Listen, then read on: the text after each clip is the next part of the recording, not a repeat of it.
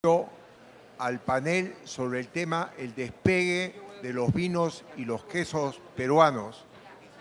La moderación de este panel estará a cargo de Jimena Fiol, piurana, directiva de APEGA y docente de cocina, gastronomía en diversas escuelas.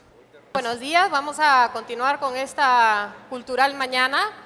Tenemos en este panel una excelencias de conocimientos que vamos a dar su presentación. Él es Pedro Lachea, director de Viña Atacama y congresista de la República.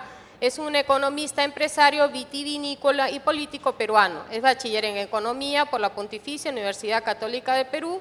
Cuenta también con una maestría en Administración de Negocios y en the Hellenic Management College, si está bien dicho, Reino Unido. Bien, un fuerte abrazo al señor Pedro Olachea. Disculpa.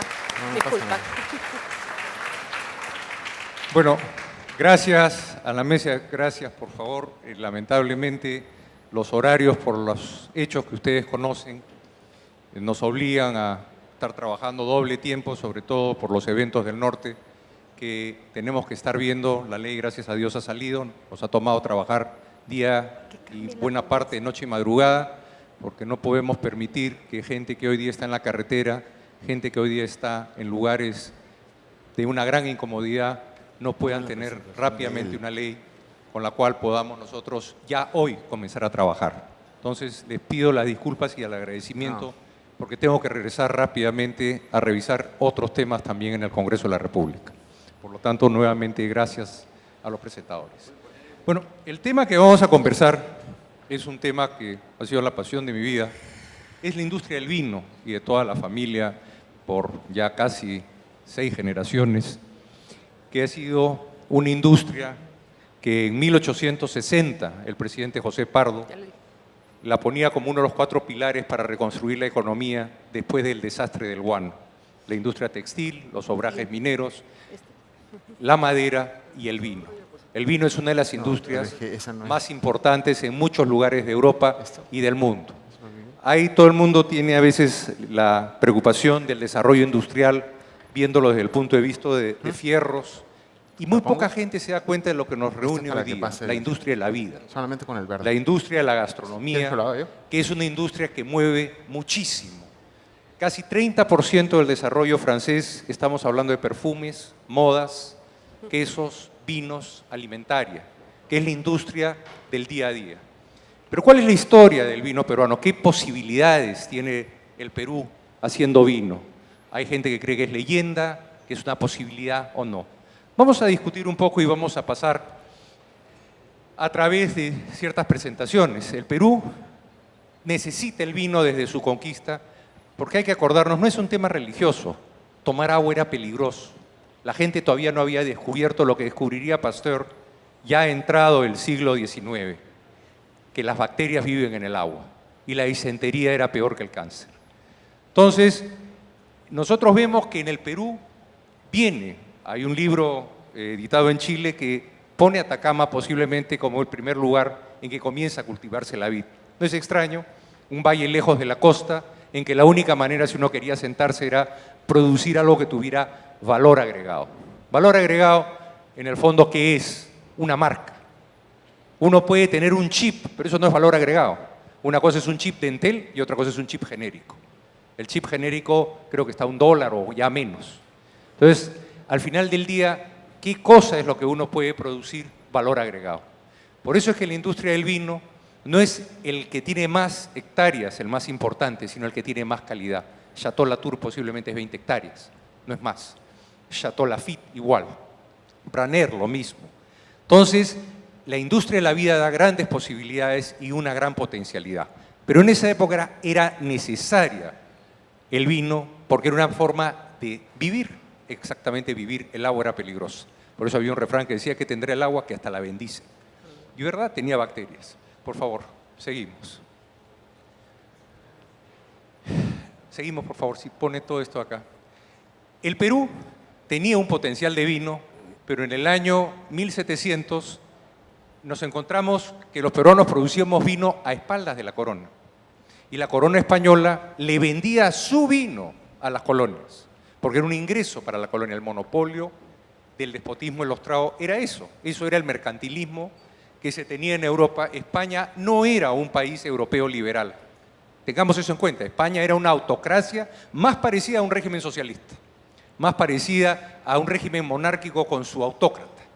Cuba posiblemente, no lo sé. Pero acá, por favor, si pasamos, si sacamos rapidito. Sí. ¿Ah? Sí, más fácil. El verde. Entonces, si ustedes ven, entre los considerandos es que no estábamos permitidos plantar uva, porque no estábamos permitidos producir vino, y se nos castiga justamente a ciertos valles, Ica, Pisco, Camaná, Arequipa, por haber producido vino y no haber comprado el monopolio de la corona. Entonces se nos pone una serie de impuestos, o sea que ya desde el inicio el Perú comenzaba a tener problemas con la producción de vino, porque definitivamente era un producto que para la época era fundamental para el día a día, y la corona española lo manejaba. Y acá la autocracia se da cuenta que los peruanos comienzan a producir vino, y debía ser de calidad, porque dejaron de importar de España. O sea, no compraban el vino español que era producido. Posteriormente en la historia se dan problemas y tiene un resurgir el vino. Sin embargo, habían problemas serios porque la iglesia no pagaba impuestos. Y los jesuitas se convierten en los grandes productores de vino del Perú. Pasa que cambia de monarquía de los Habsburgo a los Borbones, los jesuitas son expulsados de América y el comercio del vino comienza a tener un cierto auge hasta la independencia. Es más, Basadre indica que una de las razones que la industria del vino comienza a caer en el Perú es la guerra de la independencia, porque no podemos enviar nuestros productos a Centroamérica. Guatemala era muy importante, Honduras, Salvador, eran lugares en que España había florecido en el comercio y era la entrada a América. Entonces no podíamos seguir atendiendo nuestros mercados. Estamos hablando de una población mucho menor. El Perú podía ser 2 millones de habitantes o 3 millones de habitantes, Centroamérica podía ser inclusive tener una población similar, o sea que el consumo era suficiente para la producción que se tenía. Pero Basadre le pone una particular atención a la caída de la exportación peruana por el hecho de la situación de la guerra de la independencia. Sin embargo, la industria sigue creciendo y encontramos huellas de ellos en 1849 en Estados Unidos. En el lado occidental de Estados Unidos, California sobre todo, en 1849 sale San Francisco con el boom del oro y el alcohol que se proyecta en toda la zona es el pisco. Y se genera todo un mercado a través de México y hasta la zona californiana. La industria del vino era pues una parte importante para el desarrollo nacional, por eso en 1864 ya comienza ya el primer régimen liberal con José Pardo, se le da importancia a la industria del vino para desarrollar al país. Sin embargo, José Pardo es asesinado y todo el esfuerzo de ordenar industrialmente el país queda relegado una vez más. Sin embargo, en 1933 el Perú ya comienza a retomar el tema y esta era una bodega en Chincha. Esta era una de las 63 bodegas que había en ese momento en Chincha. Chincha básicamente antes de la producción de algodón, que el algodón se descubre por una casualidad, por la necesidad de las guerras y porque a alguien se le ocurrió poner un motorcito de petróleo y a 4 o 5 metros todos los valles de la costa tenían agua. Y se comienza a cultivar el algodón, que afecta bastante la producción vinera. Acá hay la bodega Solari, también en Ica, que tenían producciones interesantes. Y más interesante aún era que para la tecnología de la época, en el Perú habían representantes. Es como que ustedes, si entran a la industria minera, van a encontrar ferreiros para venderles maquinarias o equipos pesados, Komatsu, o una serie de empresas que van a darle equipos para la industria. Entonces la industria peruana tenía en ese momento un desarrollo que acá en Lima ya habían establecido, si no en Chincha, quienes representaban a los productores de maquinaria o insumos necesarios, como es el caso de Chinchi. Entonces la industria sí estaba estructurada y era una alternativa de desarrollo y de crecimiento. Sin embargo, ¿qué pasa posteriormente? Vamos a revisar algunas nociones que posiblemente algunos de ustedes las tienen en la cabeza, que son nociones que han ido generando leyendas que no lo son. Es el vino peruano caro. Lo hacemos caro. En el Perú el sistema tributario hace que uno tenga que pagar por el valor de producción del vino. O sea, al decir, yo hago un vino malo, yo pago porcentualmente algo del valor del vino malo y sigo teniendo un vino barato. Pero si hago un vino caro, el efecto tributario del impuesto variable lo lleva a poner casi un 50% más de precio.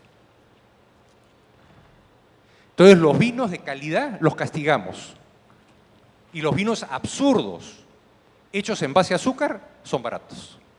O los vinos que se importan y no se declaran a su valor real, o son vinos que vienen con fecha vencida, vinos que no han sido vendidos en su momento y que se están malogrando. Entonces, como tienen este esquema de variabilidad en el... O sea, es decir, si yo pongo un sol, es 50% de un sol. Son 50 centavos, vale un sol 50. Pero si yo un vino de calidad, como muchos de los productores peruanos actuales, entre ellos mi amigo Bernardo hace el esfuerzo, uno tiene un costo de 20, 30 soles, termina pagando una cantidad que puede duplicar el vino. Entonces estamos castigando el vino peruano y esa es una promesa de campaña que me voy a trompear. Eso ya viene. Entonces, ¿qué tenía el Perú cuando tenía una industria? Y eso es lo que demuestro.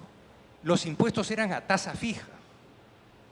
A tasa fija, ¿qué significa? Que si hago bien las cosas, voy a ganar. Si hago mal las cosas, no haré negocio. Por eso es que el pisco ha tenido éxito. Quien les habla ha sido presidente de Citevit desde su creación y nosotros generamos el entorno para desarrollar la industria pisquera. En su momento el presidente de Kuczynski, primer ministro, se animó a hacer para el pisco, pero no para el vino. Hoy tenemos una industria de pisco, pero vamos a ver si esta vez ya logramos la industria de vino, que es una industria histórica del país. Es una industria que le ha dado al país desarrollo. En 1864, como le decía Bernardo, llega un hombre al Perú que es un científico suizo, Schudi, y va a Ica, y lo único que encuentra son 4.000 hectáreas de vid. ¿Por qué? Porque la vid era lo único que podía generar valor agregado, atravesar a lomo de bestia o en carreta 80 kilómetros al puerto de Pisco y generar un producto de consumo con calidad. Y eso es lo que le daba vida al Valle de Ica. Pisco o vino. Cuando nosotros vemos el esquema tradicional del mundo, se habla del Ecuador y de los trópicos. Y se comienza a decir, el Perú no se puede porque está muy al norte. Y después, ¿quién lo dice? Nuestros vecinos del sur, Argentina y Chile. Que no se puede hacer porque estamos muy al norte. Sin embargo, perdón, no, disculpe, se me dio para atrás.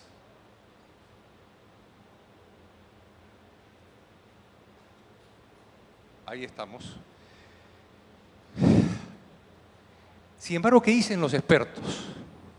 Y acá es interesante que las necesidades que se dan de diferencias de temperatura, el Perú las presenta y las tiene con una calidad de suelo excepcional.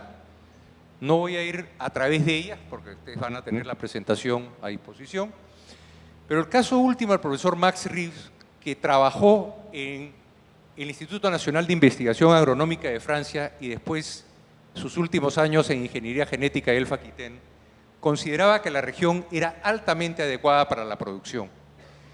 Y finalmente, como les indico, el suelo, sucede que el clima peruano en las zonas tradicionales de vino, la temperatura cae a un 50%, generándose todas las ventajas y facilidades que requiere una industria de calidad.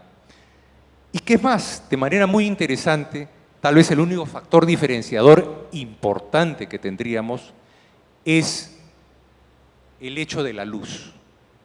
Si nosotros vamos a la evolución en el mundo de tanto los animales como las plantas que llegan al final de la evolución son las frutas y las flores porque tienen el efecto de fotosíntesis. Entonces, posiblemente este efecto lumínico, que es mucho más sesgado en el hemisferio sur que al centro, nos permite ciertas uvas y nos permite diferenciarnos de las uvas que normalmente se cultivan más al sur. Es por eso que nos hemos especializado en uvas como la Petit Verdot, la Tannat, Alicant Bouschet, variedades como la Roufiac, la Roussanne, la Colombard, con lo cual estamos comenzando a tipificar un vino de alta calidad, pero particularmente que sea peruano.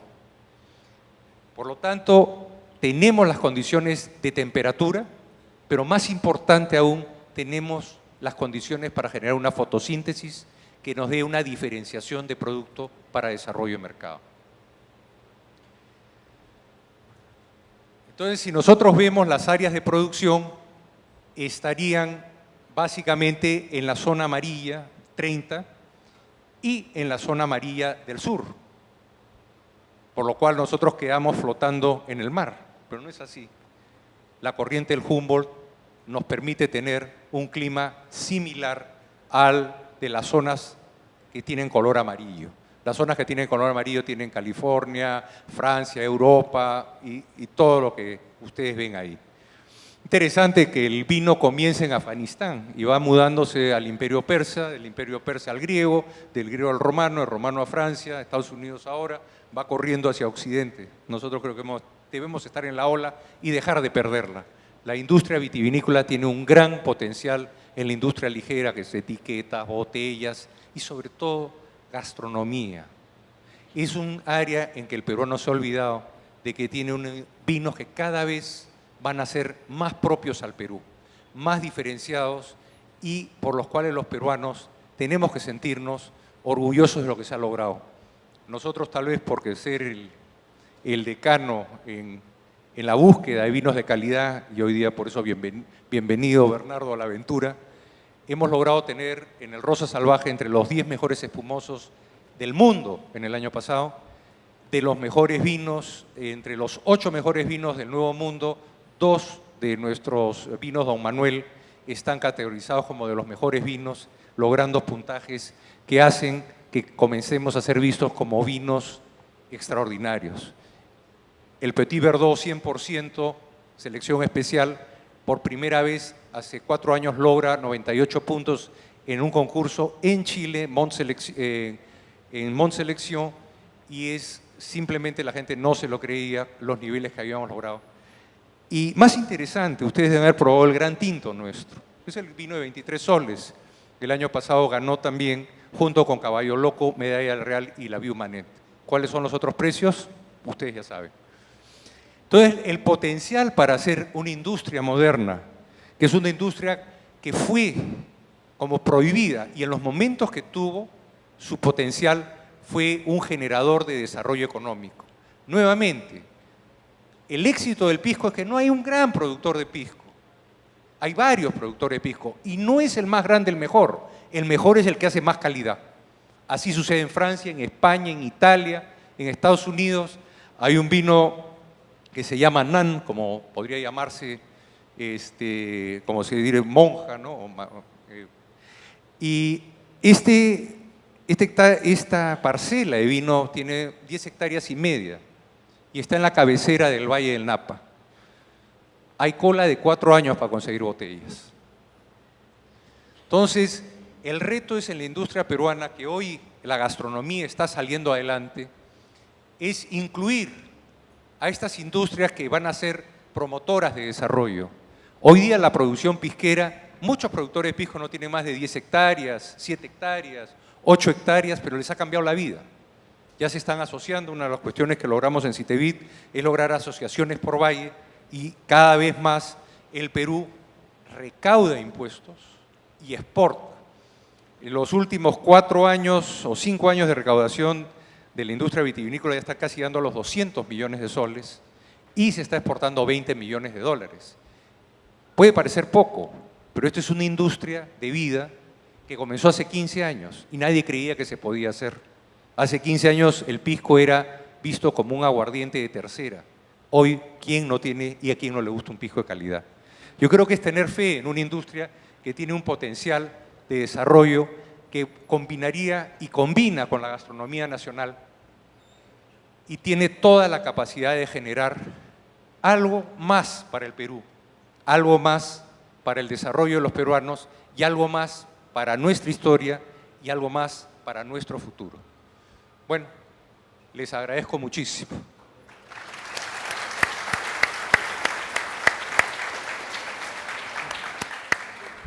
Bueno, muchísimas gracias al señor Pablo Lachea con esta maravillosa y cultural intervención.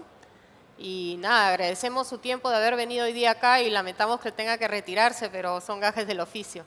Pero el tema lo merece, la gastronomía peruana es un motor de desarrollo para el Perú y para nuestra cultura. Muchas gracias por la invitación. Muchas gracias por su presencia. El congresista sale del Congreso y se va al Congreso. Con Liz Salas, que es maestro quesero con más de 15 años de experiencia en Europa, Estados Unidos y Perú. Y Lee estuvo a cargo del programa de quesos de Marqueta, una tienda gourmet griega, luego se encargó de España, la única boutique. Él ha manejado muchos programas de restaurantes y mercados gourmet, el cual él mismo nos va a dar a conocer. Un gran aplauso, por favor, para empezar. Me anima mucho al presentarme la oportunidad de venir a hablar. Yo pregunté, ¿no?, ¿quién iba a ser mi audiencia? Y me contaron que era entre estudiantes, gente del sector, gente bueno, del gobierno. Es bien importante para mí saber quién es mi audiencia.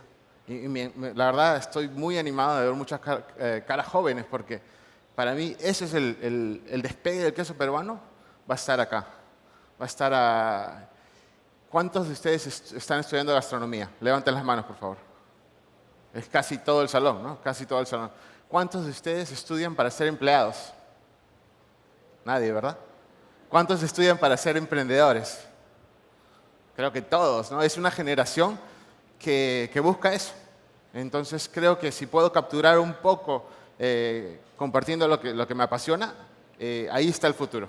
Ahí está el futuro, ¿no? No solo ver en la gastronomía como, bueno, voy a ser cocinero, sino, ¿sabes qué? Vamos a hacer un buen producto. Si hay mejores insumos, el cocinero va a cocinar mejor. Pero también el crear un producto y ser un artesano en un momento también te puede dar libertad, que no te la da de repente estar en la cocina porque hay que pagar mucho piso para llegar a ser chef, ¿no? Entonces espero que pueda, con los que les voy a contar, enamorar a uno de ustedes para que se decidan ir por este camino. Entonces, cuando me hablaron del presente y el futuro del queso peruano, yo me imaginé quesos de altura. Y quesos de altura porque mis quesos favoritos son los quesos alpinos, que vienen de Francia, Suiza, Italia, que están hechos a grandes alturas, pero también lo pensé como vamos a hacer quesos de alta gama, ¿no? Para poder repotenciar lo que tenemos aquí en gastronomía, que es algo que creo que nadie lo puede negar, que Perú está sonando en todos lados. Y yo vivo en Nueva York hace 28 años y la verdad me da mucho gusto, mucho placer.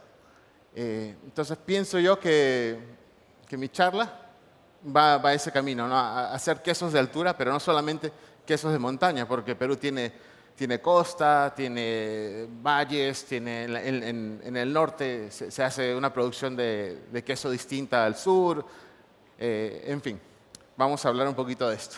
Entonces, el gran sueño sería hacer quesos de altura. Entonces, el despegue es algo muy importante, ¿no? Al ver la actualidad, el presente del queso peruano, tuve la oportunidad el año pasado de viajar un poco a Piura, estuve en Pachacamac con un amigo que traje un gran productor de queso español y él me hizo el favor de venir y fuimos a capacitar. Y me he dado cuenta que el productor de quesos en Perú lo hace por necesidad. No lo hace por pasión, no lo hace por tradición, sino porque es parte de la economía, ¿no? Es parte, bueno, tengo un par de vacas, aparte vamos a hacer queso. Y aprenden una receta y la hacen, y es válido, es válido. Pero para llegar a elevar estos quesos peruanos a otro nivel, tenemos que encontrar pasión. Si no hay pasión, no hay la voluntad de hacer algo que cuesta mucho, ¿no? O sea, hacer quesos, de repente tú produces diariamente quesos y estás trabajando 18 horas o 15 horas, y de las 15, 2 son elaborando queso y las otras 13 es limpiando. Entonces es un trabajo duro, muy duro. Si no hay pasión, no vas a animarte a levantarte todos los días y hacer estas jornadas largas, ¿no? Y para mí, si empezamos a crear pasión por esto, va a llegar una tradición quesera. Va a llegar que, bueno, mi papá hace un buen queso, yo quiero ser igual quesero como él.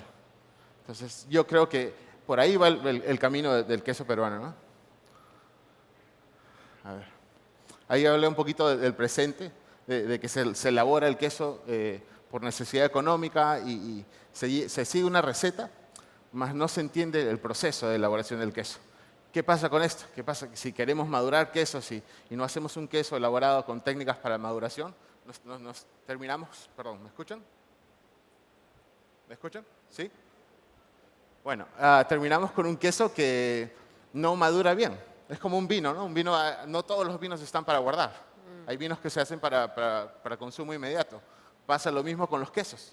Entonces, al no entender los procesos, no podemos generar una receta de un queso que llegue a los 2 años, a los 3 años, ¿no? Que ya el queso toma matices que no saben a lácteos, sino un queso de 3 años te puede saber a pan tostado, a mantequilla, a caramelo, a piña. Son sabores que puedes sentir probando un queso de esa edad, ¿no? Gracias. A ver. Ok, ¿cómo motivar a las nuevas generaciones a que se interesen para ser artesanos, ¿no? Yo creo que la única manera de motivar a ustedes es trayendo lo mejor aquí a Perú. Si ustedes prueban un gran queso, van a tener un norte, ¿no? Si prueban un queso que encuentran en el mercado, y no solamente pasa en Perú, sino he tenido la suerte de trabajar también un año en México, y es un país que quiero mucho, pero donde el 99% de los quesos en el mercado no está hecho con leche. Está hecho con leche en polvo, está hecho con féculos de papa, le ponen azúcar para como crear un queso que a todo el mundo le va a gustar, pero que realmente no sabe a leche, ¿no? Entonces, si yo te voy a probar uno de esos quesos, tú vas a decir, no, yo prefiero ser cocinero. Pero en el momento que ustedes prueben grandes quesos de verdad, van a tener un norte y se van a animar. Van a decir, yo quiero ser ese productor porque es un queso... hacer algo con las manos creo que siempre te genera algo de orgullo, ¿no? Y lo mismo pasa con estos quesos. Entonces, formar una generación de maestros queseros que busquen plasmar el terruño peruano. Eso es lo que me gustaría. ¿Cuántos de ustedes son de Lima? Por favor, levanten las manos. ¿Y de provincia? ¿Alguien fuera del país? ¿De dónde nos visitan? No escucho. México. Me encanta México. Y grandes quesos, tradicionales y no tradicionales. Pero es bien importante. ¿Perdón? Es bien importante buscar darle identidad peruana al queso, ¿no? Si bien uno puede aprender técnicas, deberíamos aprender las técnicas, las recetas distintas, ¿no? Deberíamos darle también una identidad peruana. Yo veo en el mercado a veces manchego de cabra y esa es una desinformación. El manchego siempre es de oveja manchega y siempre es español, ¿no?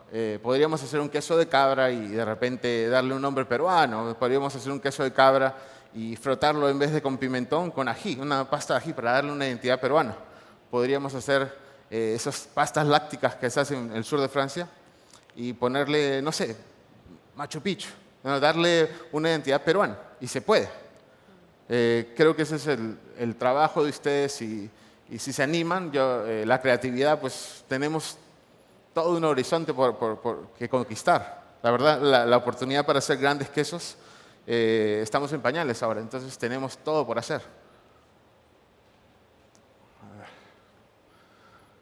Entonces, para mí, el futuro sería creando una escuela quesera pero con un currículum integral, ¿no? No solamente que te enseñen a hacer queso, sino que te enseñen a hacer un plan de trabajo para que sea un negocio sostenible. Muchos de los queseros que conocí en Piura, gente que aprendió a hacer un mejor queso, pero no sabía vender su queso, no sabía cuál era su mercado. Y si tu nicho de mercado es producir queso para la restauración, de repente tienes que crear un formato distinto, ¿no? Entonces, esta escuela te entrenaría no solamente en elaboración, en técnica, en un plan de negocios, en alimentación, ¿no? Porque tú no puedes tener un buen queso si no tienes buena leche. Y todas las razas no te generan la misma calidad de leche. Hay razas que te generan más leche con menos grasa que no sirve para queso, ¿no? Entonces, eso de la genética también es algo que tenemos un mundo por hacer. Y no sé qué tan fácil será importar genética. Infraestructura. En el norte me pasó mucho que fuimos a una pequeña quesería que estaba en el medio del desierto. Entonces, estos productores que podían ir a hacer su queso ahí, están transportando su leche en el calor del norte, 1 hora, 2 horas en burro o en moto, y la leche ya se compromete, ya no te va a dar un buen queso. Entonces, pensé en las cuencas lecheras de Perú. Y dije, bueno, cada cuenca debería tener de repente una cámara fría donde madurar quesos y donde todos puedan venir a traer sus quesos y llevarlos a un punto óptimo, ¿no? Estudio de mercado, como dije antes, ¿no? Si tu nicho va a ser restauración, si tu nicho va a ser, no sé, el supermercado, son presentaciones, formatos distintos, ¿no? Y gracias a Dios que yo he podido trabajar en todos los niveles, en restaurantes de fine dining, lo que es alta gama, con estrellas Michelin, en mercados donde hacen un volumen muy alto de rotación de quesos. Entonces entiendo esos mercados y hay mucha gente, gracias a Dios, en los últimos 17 años he tenido mucho contacto con productores, con gente que hace queso, que trabaja en la industria quesera, tanto en Estados Unidos como en España, en Francia, y toda gente que he encontrado que tiene el don muy generoso de compartir lo que sabe. Ahí no hay celos, ¿no? Yo creo que algo que se vio en Estados Unidos los últimos 15 años, hemos llevado de estar en un mercado donde importábamos todo, de Francia, de Italia, de España, a ser un país que produce quesos artesanos de gran calidad, ya casi al mismo nivel que Estados Unidos, y donde se abren tiendas de quesos solamente con queso estadounidense, ¿no? Entonces, les tomó 15 años llegar a ese nivel, pero lo hicieron. Entonces, creo que es un camino que podemos seguir muy, muy bien. ¿Qué más? Ya, para concretar, porque me gusta hacer las presentaciones muy compactas y creo que si los artesanos aspiran a crear grandes quesos, necesitamos también que se involucre el gobierno, ¿no? El gobierno regional, el gobierno central, que los quesos peruanos también pueden ser parte de la marca Perú, ¿no? Si no hay este compromiso de todas las partes, es muy difícil, va a ser esporádico que haya un buen productor acá, pero no vamos a crear una industria quesera de producto artesanal hecho con buena calidad, ¿no?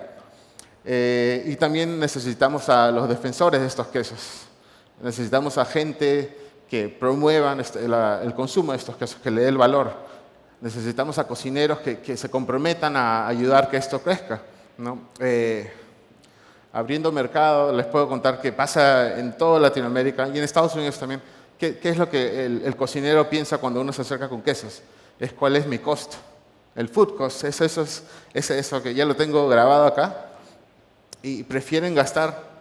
Yo diría, ¿no? Como no soy cocinero, pero prefiero tener los mejores insumos y de repente un plato más barato y tener un producto de mejor calidad, pero pasa al revés. Entonces, ustedes que van a seguir este camino, denle valor a eso, denle valor a algo que está hecho a mano, que tiene calidad, buena calidad, que tiene toda la tradición de una familia, de una persona que está haciendo algo con las manos.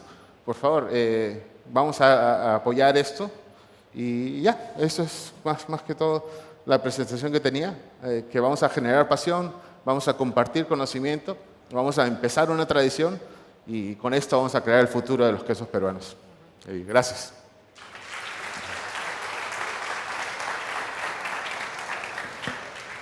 Bueno, muchas gracias a Liz Salas. Yo creo que estas dos primeras intervenciones han sido muy motivadoras. Es un gusto también ver a tanto alumno en este tipo de congresos, porque recuerden que si ustedes se preparan y tienen apertura de mente de escuchar a estos tres magníficos panelistas el día de hoy y en estos 2 días de conferencia, creo que van a salir con una visión diferente y por qué no en unos años uno de ustedes o varios de ustedes esté sentados en esta silla contando cómo Lee los motivó y ahora tienen una industria quesera, ¿por qué no? Bien, vamos a dar pase entonces a Bernardo Rocarrey. Él es presidente y director de la bodega Rocarrey, autor de varias publicaciones sobre gastronomía y además es presidente del Consejo Nacional de Prensa. La verdad que esta presentación es bastante austera para lo que es Bernardo, porque además es un excelente gastrónomo y sibarita. Así que, Bernardo, te doy la palabra. Muchas gracias.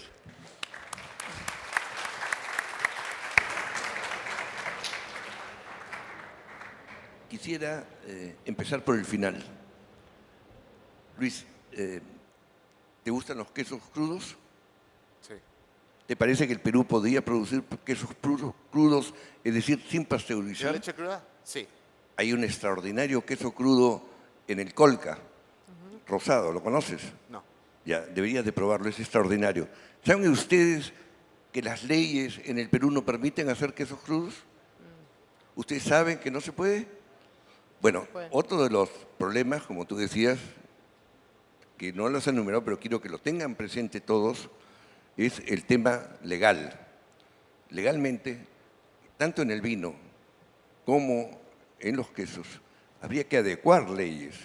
Tenemos que adecuar las leyes. ¿Y por qué se los comento a ustedes?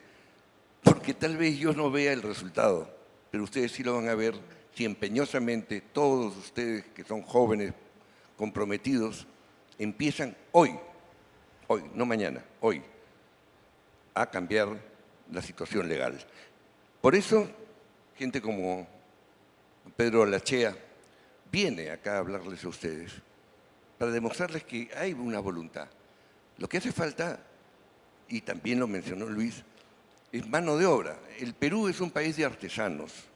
Todos los peruanos pueden hacer cosas magníficas y además ser reconocidos. Y definitivamente estoy de acuerdo contigo.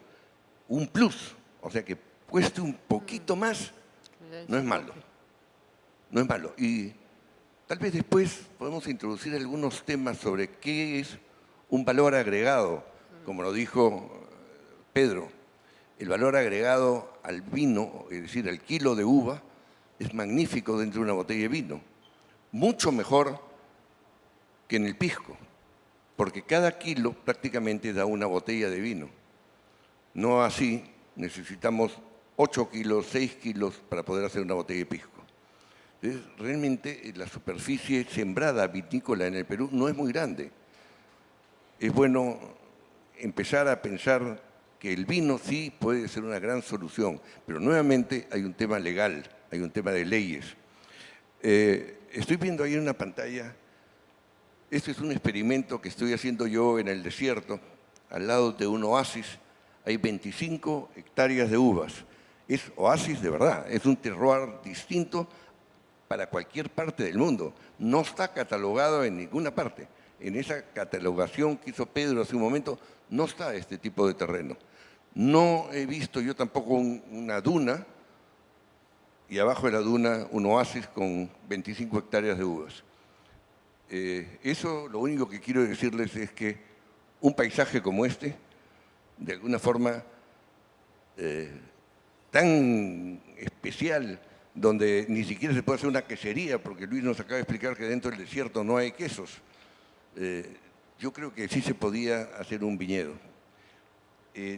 Tuve la suerte de desenterrar el pozo no, el oasis, que está a 3 metros de altura. Esto es excepcional, porque en la napa freática está a 120 metros de profundidad. Entonces, el tener agua de un río subterráneo, porque no es napa freática, es un agua purísima que viene de los Andes y pasa justo por ese sitio. Y en fin, de esto tal vez podamos hablar después. Yo estaba poniéndome a ustedes lo que es el valor agregado en un vino y es el valor agregado en la comida. Un plato en un restaurante tiene un gran valor si tenemos una historia atrás de cada personaje o de cada plato. Ese plus, que es la historia que uno cuenta alrededor de eso, es lo que le va a dar ese valor intrínseco, ese valor especial. En este caso hay una historia acá. Esta uva que están viendo ahí es una uva luna negra. Pedro hace un momento enseñó el decreto del 1500 donde se prohíbe sembrar uvas, donde se hace la primera vinificación, no el decreto, es los comentarios reales del Inca Garcilaso, donde en 1539 me parece que se hace la primera vinificación en América, en Cusco. Y esa vinificación en Cusco se hace con uvas del Cotahuasi. Esas uvas que habían en Arequipa son las primeras uvas que dan frutos. Los españoles llegan y siembran uvas desde su llegada en el Caribe, en Cuba, en todas las islas del Caribe, en Panamá, en la parte de Yucatán, en México, donde entran y van sembrando uvas. Ninguna vid se muere, todas perduran, pero de alguna manera no fructifican. La primera uva que fructifica es en el Perú, en la zona de Arequipa, en el valle del Cotahuasi. Esas uvas las traen a Cusco y el mismo Inca cuenta cómo se hace el primer vino en América. Con esa tradición y con lo que han contado hace un momento de la gran expansión del vino, que en 1600 se exportaba a todo el Pacífico, que en 1700 era el vino más exportado en el Pacífico, y por eso casualmente la corona española lo prohíbe la exportación. Bueno, es un tema que yo quiero que todos sean conscientes. No sé de qué forma se podría probar, pero aparentemente se dice, hay indicios de que se crea un restaurante peruano cada día. 3 restaurantes peruanos se crean en el mundo. 3. Ese es un factor muy grande. Posiblemente ustedes habrán notado que hay muchos estudiantes de gastronomía en el Perú, de cocina, para chefs, para hoteleros, etc. Pues muchos de ustedes habrán pensado, ¿qué va a pasar? Pues yo pienso que los restaurantes peruanos son parte de la ocupación que van a tener ustedes. No necesariamente van a tener que emigrar. Algunos van a producir insumos para estos restaurantes acá en el Perú. Y las cadenas de frío cada día son más exactas, más exigentes, más desarrolladas, y tal vez la industria se haga acá, tal vez tengan que viajar y presentarse de vez en cuando en otro lugar, pero en fin, la gastronomía peruana va a dar mucho que hablar. Igualmente, tenemos que ser conscientes de que la demanda de un comensal siempre empieza por ¿y qué vino toman ustedes? Y a ver, si me vas a servir ese plato, ¿con qué vino? No sé, un ceviche, ¿con qué vino se debe tomar un ceviche? Bueno, yo personalmente lo tomo con pisco helado, pero cada uno puede hacer un poco lo que quiere. Hay temas de valor agregado que son importantísimos. Tienen que ser muy conscientes de que estos artesanos, para poder ganar algo de dinero, la papa artesanal y todo, tienen que costar un poco más. Y nosotros tenemos que aprender que ese detalle firmado, que esa quinoa que viene del señor X, que está en Puno, que es negra, que es de un color especial, pero que además es un poquito más grande o más chica, y que él se ha dado la molestia por generaciones, no él, por generaciones, su familia la ha cultivado, tiene una denominación de origen y una marca que es su marca personal. Hay que respetarlas y hay que saber pagar un poquito más por ese valor adicional. Hablando de eso, en el Perú teníamos una cosa que aquí se encuentra una candidata a doctorado que está estudiando la quinoa, Emma McDonald, comentaba con ellas en un momento que de alguna manera ese valor agregado no es reconocido y había una leyenda de que la quinoa ha subido tanto y es tan cara que realmente no tiene, en este momento la gente del lugar no tiene posibilidades de comerla. Es una leyenda negra, pero yo quisiera, además, si eres tan amable, ¿hay un micro por ahí? ¿Tiene alguien un micro? ¿Puedes prestarme un segundo? ¿Es verdad eso o no? Emma hace su doctorado en Puno. ¿Es así? Sí. Cuéntanos. Bueno, para responder sobre la cuestión de la consumpción, el consumo de la quinoa en Puno es, bueno, cuando subió el precio salió a los medios en todos lados, a New York Times, al Atlantic, que sí, han dejado la quinoa, los productores en términos de consumo. Y bueno, eso no pasó, o sea, siempre van a guardar 30% de la quinoa para su consumo y esa varía un poco con los precios, pero sí, o sea. Muchas gracias, Emma. ¿Se dan cuenta que la tradición nos enseña cómo vivir? El tema de kilómetro cero, el tema que levanta el slow food, por cierto, tenemos señales de que Carlo Petrini tal vez nos venga a visitar. Esas señales son que nuestra cultura ya se encargó de enseñarnos que esta parte es para el consumo casero, que es para nosotros. Yo, por supuesto, tengo el 30% del vino que me lo tomo yo, pero bueno, eso, en este caso son muchas botellas y tengo que mesurarme. Los veo demasiado serios, no sé si para su edad. Bueno, miren, yo quisiera no estar en el micro y contándole más historias, sino me gustaría un poco de intervención. ¿Podrían hacernos una ronda de preguntas? ¿Tienen un micro por ahí? ¿Hay alguien que tenga sobre este tema que estamos mirando, alguien que quiera aportar algo? A ver. Don Pedro. Gracias, no, Nicolás.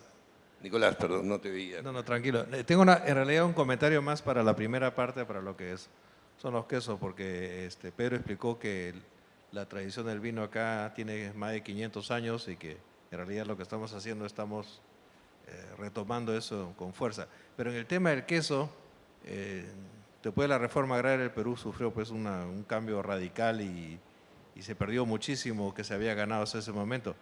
Y hemos hablado, en la gastronomía es muy importante el insumo, y yo me parece muy loable toda esa pasión y esa motivación, pero yo creo que lo más importante está faltando, por lo menos en el momento. Nosotros en el Perú no tenemos casi leche adecuada para hacer queso.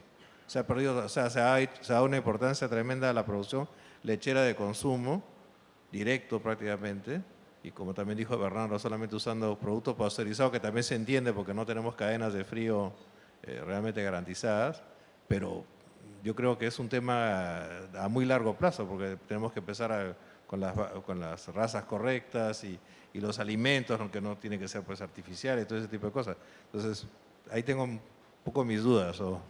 Gracias. Gracias, Nicolás. ¿Alguien más quiere hacer algún comentario?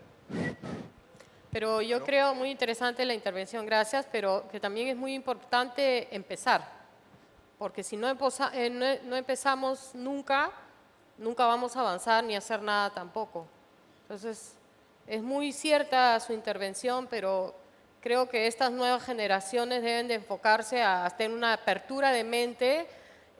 Yo hace unos años escuché a Bernardo decir que iba a hacer un vino en el desierto y dije, caramba, o sea, hay que transgredir, porque el que nunca se equivoca es porque nunca ha hecho nada. Seguramente van a haber errores en el camino, pero sí conozco quesos de provincia, porque mi profesión ha sido pasearme por las provincias del Perú, por esos sitios donde no llegan más que los diputados cuando están en plena campaña, y hay ricos quesos, pero como bien dice Bernardo, la ley no nos ayuda a progresar, por el tema de que son la mayoría quesos frescos.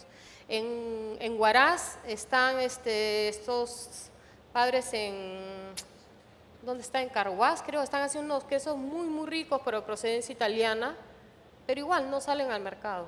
Bueno, quiero sí aclarar que en los países más evolucionados, en los países europeos, el queso crudo sí se puede comer.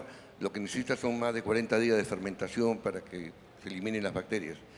El control sanitario es distinto a la ley. Lo que necesitamos es control sanitario, no leyes que impidan la propagación o la perspectiva de esto. O sea, yo no sé si tú quieres agregar algo, Luis. Sí. Gracias. Me gustó mucho tu comentario, pero algo que he aprendido del queso, del buen queso, es que para hacer buen queso se necesita mucha paciencia, ¿no? Un buen queso se logra en años. Así que si podemos animar aquí a estos jóvenes a que empiecen a producir, creo que las herramientas están. O sea, tengo la suerte no sé, ¿me escuchan? ¿No? No. Pues mucha gente que produce quesos, afinadores, grandes amigos están dispuestos a venir y compartir su know-how. Genética, tengo gente en México que es especialista en alimentación. Y hay acá, o sea, las herramientas pueden estar, si uno quiere, ¿no? Y como dijo Bernardo, es muy cierto, no es la ley, porque yo puedo importar quesos de leche cruda. A partir de los 60 días ya no hay un hábitat para que estos patógenos se desarrollen, nadie se va a enfermar. Por eso en Estados Unidos, aquí mismo puedes traer quesos de leche cruda, pero con 60 días de maduración. En realidad también creo que es algo un poco de costumbre, ¿no? Si tú estás acostumbrado a comer un queso que no está hecho con leche, el día que pruebes un queso de verdad, te va a ofender un poco, te puedes enfermar un poco, ¿no? Pero es porque nuestras defensas están bajas. Pero yo creo que cuando hablaba de compromiso del gobierno, sí, porque la ley te permite, pero necesitamos gente que vaya y certifique lo sanitario, y creo que no estamos preparados ahora no hay un ente que tenga de repente 100 inspectores que vayan a visitarlo semanalmente. Entonces, ¿qué es lo más fácil? Decir, no se produce, ¿no? Ok, Bien. te agradezco. Gracias. Bueno, hay muchas inquietudes con respecto al queso. Voy a tratar de seleccionar unas tres, las más, todas son importantes. Las más fáciles, por favor. Voy a tratar, no, te voy a dar las más difíciles. Una de ellas es que tú mencionaste bien de que te gustaba trabajar con los quesos de alturas. Entonces aquí una panelista, una persona inquieta dice, ¿qué es lo que tienen estos quesos que no tienen otros quesos que no producen en las alturas? Antes de que me contestes, ¿cuántas variedades de queso hay en Perú? Sería muy interesante hacer una investigación al respecto. Variedades de vino en el Puno, de aquí lo hablamos con Bernardo. ¿Ustedes creen que la calidad del queso puneño sea tan bueno como para patentarlo como la marca Perú? Y después dice, ¿por qué utilizar el queso del extranjero y no el peruano, siendo Cajamarca una gran potencia de producción de queso, muy ricos quesos además? ¿Cómo se puede diferenciar un queso pasteurizado y sin pasteurizar? Muchas preguntas al mismo tiempo, pero tenemos poco tiempo y que más o menos puedas aterrizar esa pregunta. La primera pregunta era sobre los quesos de altura. Quesos de altura, vamos a ver lo que el animal come, ¿no? ¿Qué comen en la costa?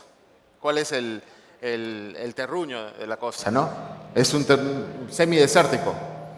Entonces, al hablar de quesos de altura, yo me traslado a los Alpes, y donde hay un pasto verde, donde el animal vive feliz y come, tiene mucho más que comer que de repente en la costa, donde estamos en un país que la costa toda es desértica. Entonces, ¿quién sobrevive en el desierto? Las cabras, ¿no? Bien difícil hacer un queso de leche de vaca buena en el desierto. No, la vaca necesita mucha alimentación, pero las cabras sobreviven en todos lados. Por eso tú te vas a la parte de Extremadura, en España, se hacen quesos de cabra excelentes, ¿no? Porque son tercas y encuentran la manera de sobrevivir y de alimentarse.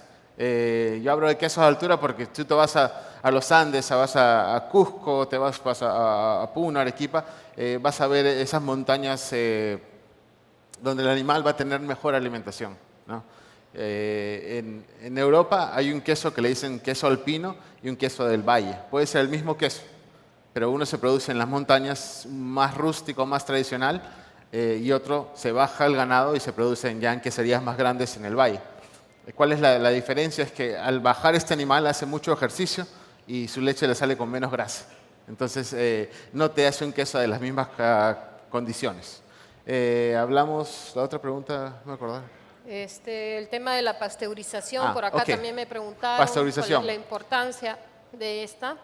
Pasteurización es un tratamiento, ¿no?, que lo hacen para eliminar la chance de que uno se enferme, ¿no? ¿Cuál es la diferencia? Que cuando tú pruebas un queso de Puno, de leche de vaca, y uno de Cajamarca, deberían saber muy distintos. Deberían tener su propio terruño, porque el animal come distinto en Puno que en Cajamarca. Pero tú al pasteurizar la leche le quitas esas capas, esos matices distintos y lo dejas con un sabor básico, ¿no?, como el esqueleto. Y el esqueleto de la leche de vaca va a ser mantecoso, va a ser láctico, va a ser agradable. Agradable porque estamos acostumbrados a tomar leche de vaca. Si tú vives en una zona en Francia donde desde niño tomas leche de cabra, el queso de leche de cabra te va a parecer lo más normal del mundo y la leche de vaca te va a ser distinta. Entonces, cuando tú puedes probar un queso de leche cruda, estás probando lo que el animal come, ¿no? Ese mismo leche va a variar en primavera porque el animal va a comer más rico. En invierno de repente hay menos pasto, hay una alimentación suplementada y ya no sabe igual. Por más que sea hecho por el mismo artesano, con la misma receta, hay quesos que solamente son de temporada, ¿no?, porque solamente el productor quiere darte el producto en su máxima expresión. Y esa es la gran diferencia, ¿no? Hay grandes quesos pasteurizados. Es más, los últimos 3 años, creo que el mejor queso del mundo, dos de los últimos 3 años fue pasteurizado. Y el ser leche cruda te da un plus adicional, pero al final no siempre es lo que marca la diferencia, ¿no?, porque es la mano del artesano. Tú puedes hacer un queso de leche pasteurizada mucho mejor que un queso artesanal, de leche cruda, porque tienes un mejor artesano, un mejor quesero. Y al final, creo que yo a veces veo mucho en el mercado un producto artesanal, ¿no? Y eso en realidad no te garantiza que es un gran queso, un gran producto, ¿no?, solamente que fue hecho a mano. Entonces puede estar hecho también mal hecho a mano. Entonces yo creo que en el momento que nosotros probemos quesos de verdad, vamos a exigir más. Vamos, como ha pasado, me imagino, con el vino, pasa con todo, ¿no? Mientras tú más pruebas y más te expones a lo que está haciendo todo el mundo, tus ambiciones crecen, ¿no? Entonces, sí, yo quiero viajar un poco por Perú y conocer más los quesos. A mí me encantan los quesos frescos, o sea, me gustan quesos de altura, madurados, frescos, azules, todo. Pero creo que sí tenemos una gran oportunidad de ir de hacer quesos frescos a hacer pastas lácticas, madurados, quesos de oveja, mezcla de leches. Como digo, tenemos todavía todo un horizonte por conquistar y eso debe ser bueno, eso debe ser, en vez de una crisis o un problema, debe ser una oportunidad. Bien, muchísimas gracias, Lee. Creo que Mariano tiene una inquietud. Bueno, no una inquietud, sino un comentario en relación a lo que han hablado Pedro Lachea, Bernardo Rocarrey y Lee Salas.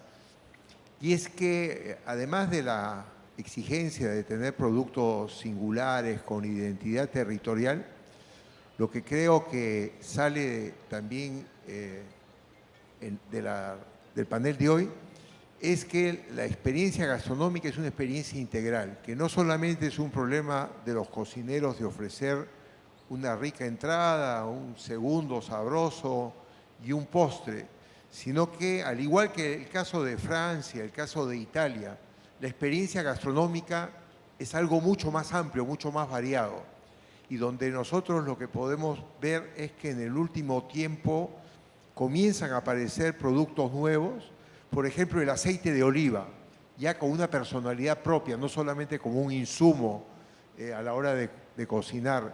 Comienza a aparecer el café, con cafés especiales, con denominaciones de origen algunos o con identidad territorial.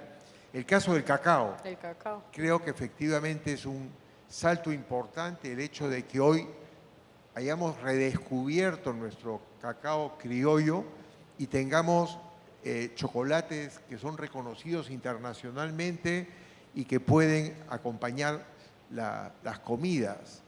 Tenemos desde luego el vino, el pisco, los quesos, y comienzan a aparecer una serie de condimentos que aparecen en la mesa, de salsas, de cremas, de mousse, y yo creo que esta sinfonía de sabores, esta sinfonía de productos, donde lo que es importante también es que de acuerdo a las regiones tengan su propia personalidad, es algo que enriquece la visión de la gastronomía. Ya no es gastronomía, plato, cocina, sino es una experiencia mucho más amplia, ¿no? Donde inclusive pueden entrar, Bernardo, tu mistela, ¿no? O los macerados, ¿no? Como complemento, y donde finalmente la experiencia de comer es una experiencia muy rica, y desde luego también los quesos, ¿no?